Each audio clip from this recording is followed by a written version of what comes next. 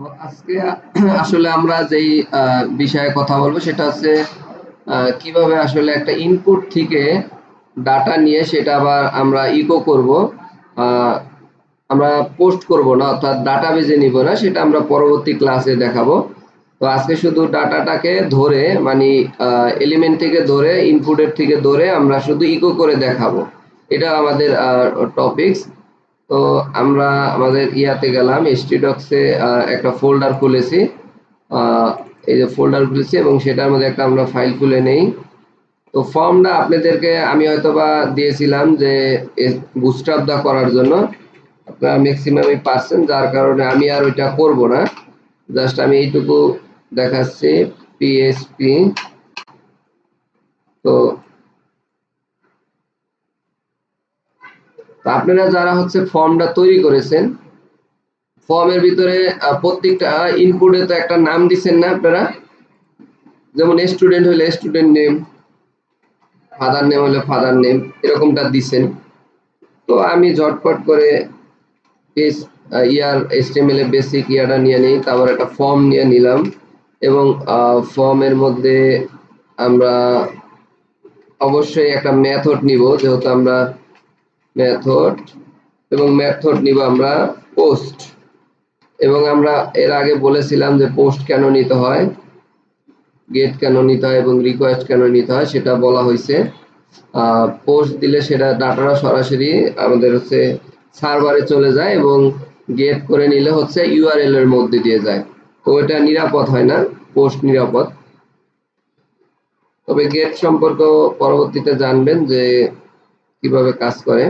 তো আমরা এখানে শুধু কয়েকটা ইনপুট নিয়ে নিই। তো ইনপুট গুলো আমরা টেক্সটে নিয়ে নিলাম এবং প্লেস হোল্ডার নিলাম, প্লেস,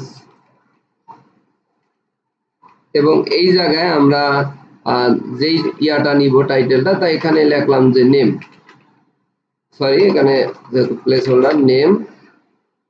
এইভাবে আমরা বেশ কয়েকটা নিই এবং অবশ্যই আমরা নিচে নিচে করব, যার কারণে একটা বিয়ার দিলাম। আমি কোনো সিএসএস বুস্টআপ কিছুই করব না, সিম্পল একবারে স্ট্রাকচারটা করবে ইনপুটের, আগে যেরকমটা করেছিলাম। তো এখানে আমি 4টা নিয়েই দেখাই, এর বেশি আর লাগবে না। আর আমাদের একটা হচ্ছে যেটা থাকবে হলো আমাদের বাটন, তাহলে আমাদের টাইপটা চেঞ্জ করে আমাদের দিতে হবে সাবমিট এবং একটা ভ্যালু দিতে হয়, যেহেতু বাটন, ভ্যালুটা বাটনের নাম হিসেবে ইয়া করবে, দেখাবে। এখানে আমি দিয়ে দিলাম হচ্ছে সাবমিট বা সেভ,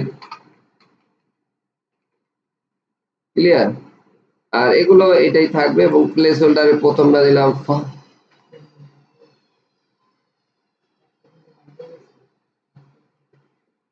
ফাদার নেম, ঠিক আছে।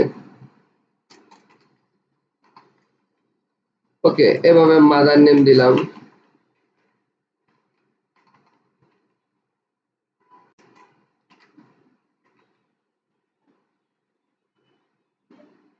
লাস্টে একটা দিয়ে দিলাম ক্লাস।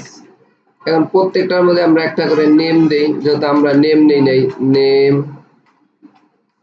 নেম দিলাম হচ্ছে, আমরা দিয়ে দিলাম এস নেম, তারপরে আমরা দিলাম হচ্ছে নেম, এটা দিলাম কি এফ নেম, মানে ফাদার নেম। যে কোনো ইচ্ছা মতো আপনারা দিতে হবে, তবে অবশ্যই ইউনিক দিতে হবে। এখানে আমরা দিলাম এম নেম, শর্ট করার জন্য এটা লিখতেছি। তো এইভাবে আমরা সবগুলোর নামকরণ করে ফেললাম এবং লাস্টে লিখলাম যে প্লাস, দ্যাটস ইট, এতটুকু নিয়ে। এই ডাটাটা আমি চাচ্ছি যে এই বাটনটার উপর যখন চাপ দেওয়া হবে তখন এইটা হচ্ছে আমার ইকো করবে। তো আমরা পিএইচপি ব্লকটা এই উপরের দিকে নিয়ে ফেলি, এখানে নেই। তা পিএইচপি যেভাবে ব্লকগুলো লেখে সেটা তো আপনারা অলরেডি আমাদের যে বেসিক পিএইচপি শিখিয়েছি সেটার মধ্যে জানেন। তো এখানে আমি পিএইচপি দিলাম এবং একটু গ্যাপ করলাম। আমাদের যেহেতু আমরা কোনো ডাটাবেজ নিয়ে কাজ করব না, মানে কোনো সার্ভারে যাবে না তথ্য, তার মানে আমাদের এখানে ডাটাবেজের কোনো কানেকশনের দরকার নাই।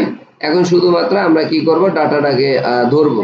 তা ডাটা ধরার জন্য বা বাটনটা যেটা চাপ দিলে উঠবে সেটা লেখার জন্য আমাদের ওই বাটনটাকে আগে ধরতে হবে। তাহলে ই পিসেট দিয়ে যেহেতু আমি একটা লজিক চিন্তা করব যে ই পিসেট মানে ইসেট বলতে মানে ওটা ইসেট হবে, মানে বাটনটার উপর ক্লিক দেওয়া হবে, ঠিক আছে, প্রেস করা হবে যে ইপি সেট $, আমরা গ্লোবাল ভেরিয়েবল জানি পোস্ট, ঠিক আছে, এটা অবশ্যই কিন্তু বড় হাতের দিতে হবে, বড় হাতের। এবং এটার মধ্যে ওই যে বাটনের নামটা, বাটনের নাম কিন্তু আমরা দেই নাই, ঠিক আছে, এর নাম সরি ছোট হাতের নাম দিলাম, নাম রাখলাম হচ্ছে, দেখুন ওর নাম রাখতে পারি, যে আমি দিয়ে দিলাম সেভ। তো এই সেভটা রাখলাম, এখন এই জায়গায় আমাদের হচ্ছে সেভ কথাটা লিখে দিতে হবে, ঠিক আছে। তো আমি বললাম যে সেভ বাটনের উপরে যদি সেট করা হয় মানে চাপ দেওয়া হয়, তাহলে আমাদের নিচের এই যে বাকি যে ইনপুট গুলো আছে তাদের ডাটা গুলোকে পোস্ট করে এখানে দেখাবো, মানে ভেরিয়েবলের মধ্যে রাখবো, ঠিক আছে। তো আমি সেটা করতে গেলে আমার সেম ভাবে এখন এইগুলো একটা ভেরিয়েবলের মধ্যে রাখি, যেমন এস নেম দিয়েই আমি একটা ভেরিয়েবল তৈরি করি। আর আমরা জানি যে পিএইচপি তে ভেরিয়েবল কিভাবে লিখতে হয়, $সাইন দিয়ে নাকি। তো এইভাবে আমরা লিখলাম, তারপর $সাইন আন্ডারস্কোর পোস্ট, তো পোস্ট দিলাম, এরপরে আমাদের থার্ড ব্র্যাকেট দিয়ে আমরা হচ্ছে এইটার যে নেমটা সেই নেমটাকে আমরা করলাম, এখানে বসিয়ে দিলাম। তো এইভাবে আমরা পরে যতগুলো আছে, চারটা আছে, চারটার নেম পরিবর্তন করে দেই। তা এটা হচ্ছে এম নেম, ঠিক আছে, সরি এফ নেম, তাই এখানে আমি এইটাকে কপি করে এখানে বসিয়ে দিই, ঠিক আছে। তো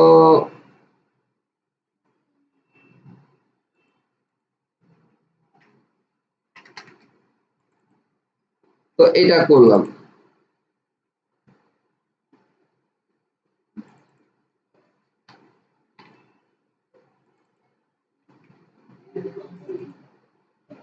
ক্লিয়ার?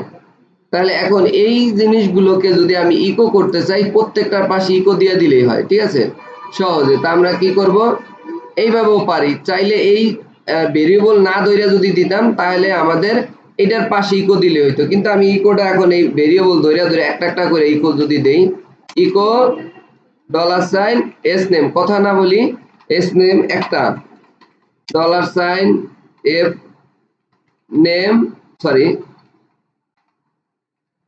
$সাইন এফ নেম, তারপর ইকো $সাইন এফ নেম, তারপর আমরা কি করব, ক্লাস। এই তো এই ডাটাগুলো আমি এইভাবে ধরলাম, ভেরিয়েবলের মধ্যে রাখলাম, আমি চাইলে এখান থেকে প্রিন্ট দিতে পারতাম, কিন্তু আমি ভেরিয়েবল ধইরা তারপরে এইভাবে প্রিন্ট দিলাম। এখন আমি যদি আগে দেখি আমার কোড সব ঠিকঠাক আছে কিনা, এই জন্য আমি কোডটা রান করতে গেলাম, আমার ব্রাউজারে যেতে হবে এবং লোকাল হোস্টে, যেহেতু এটা একটা সার্ভার সাইড ল্যাঙ্গুয়েজ, লোকাল হোস্টে গেলাম এবং আমার যে ফোল্ডারের নাম আমি লিখেছিলাম সম্ভবত রো হাইপেন পিএইচপি, এটা দিলাম। এবং এইটার মধ্যে যেহেতু ইন্ডেক্স ফাইলে আমি লিখছি, সেই জন্য /, ইন্ডেক্স না দিলেও চলবে, আর অন্য কোনো নাম হইলে তাহলে সেটা দিয়ে দিতে হবে। তা আমি তারপরে দিয়ে দিলাম, এটা তো যেহেতু ইন্ডেক্সে ছিল, ইন্ডেক্স না দিলেও কাজ করতো।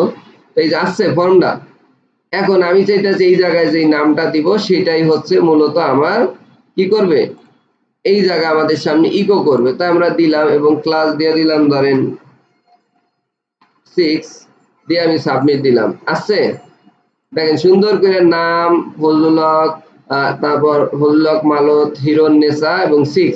এখন এটা নিচে নিচে আসে নাই, সেজন্য আমরা অবশ্যই এটার পাশে আমরা চাইলে কি করতে পারি, একটা ডট দিয়া, তারপরে একটা ডট দিয়া সিঙ্গেল কোটেশনের মধ্যে আমরা যদি একটা বিআর ট্যাগ দিয়ে দেই, বিআর ট্যাগ দেওয়া যায় এইভাবে, ঠিক আছে, বিআর ট্যাগ দিয়ে দিলাম এবং এই বিআরটারে প্রত্যেকটার মধ্যে আমি বসিয়ে দিই,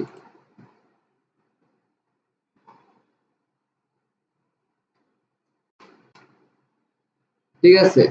এখন আমরা যদি একটু করি, রিলোড দেই, আচ্ছা দুঃখের বিষয় এটা কিছু একটা সমস্যা হয়েছে, আচ্ছা এই যে আছে, তাহলে এখন নিচে নিচে কিন্তু এটা চলে আসলো। তো এই যে ডাটাটা নিলাম, এখন এই ডাটাটা এই জায়গায় না দেখাইয়া, সরি এই ডাটা এই জায়গায় না দেখায় আমরা কি করেছিলাম, যে ইনসার্ট করেছিলাম।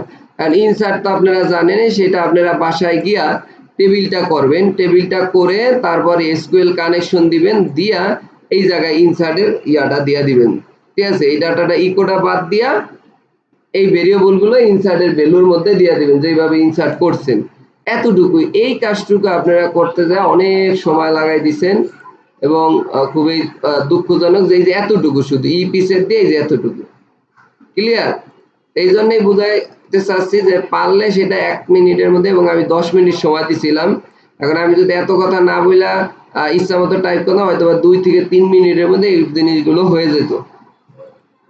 আর টাইপ স্পিড যাদের বেশি মনে করেন তারাও মনে করেন 2 থেকে 3 মিনিটের মধ্যেই পারবেন, ঠিক আছে। এগুলো মোটামুটি আমাদের ক্লাসের টিউটোরিয়াল।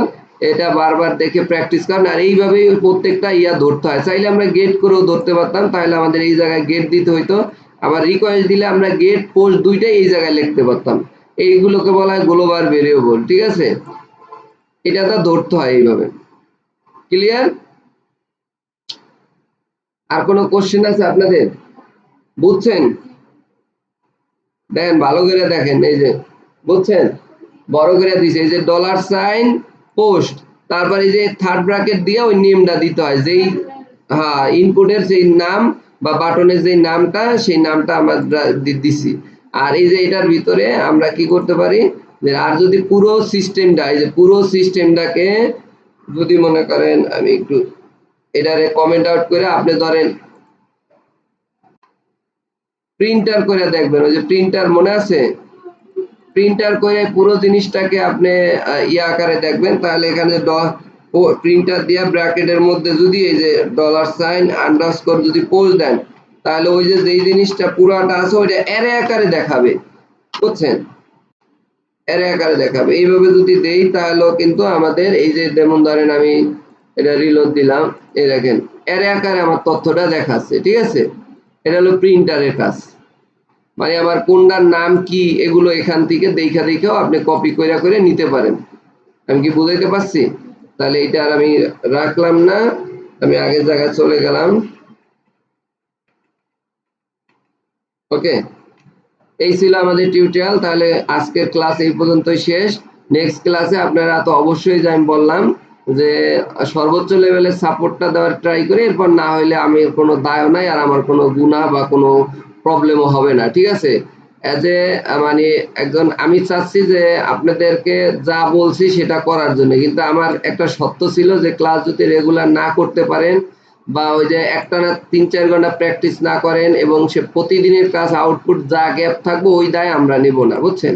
তাহলে নতুন করে যেই দিন ভালো করে পারবেন ওই দিনই আমি সাপোর্ট আবার দেওয়া শুরু করব, কিন্তু তাও আমরা ওইটা নিয়ে ধরে বসে থাকি না। আমরা আপনাদেরকে বলছি অ্যানিডেক্স ইয়া দিবেন, বাসায় পিসিতে কোনো প্রবলেম হইলে সরাসরি অ্যানিডেক্সের আইডি দিবেন, আমি হচ্ছে আপনার পিসি এই জায়গাতে কন্ট্রোল করবো, নেট কানেকশন দিয়া মেসেঞ্জার বা ফোন দিয়ে একটা কল দিবেন আর কম্পিউটার সামনে বসবেন।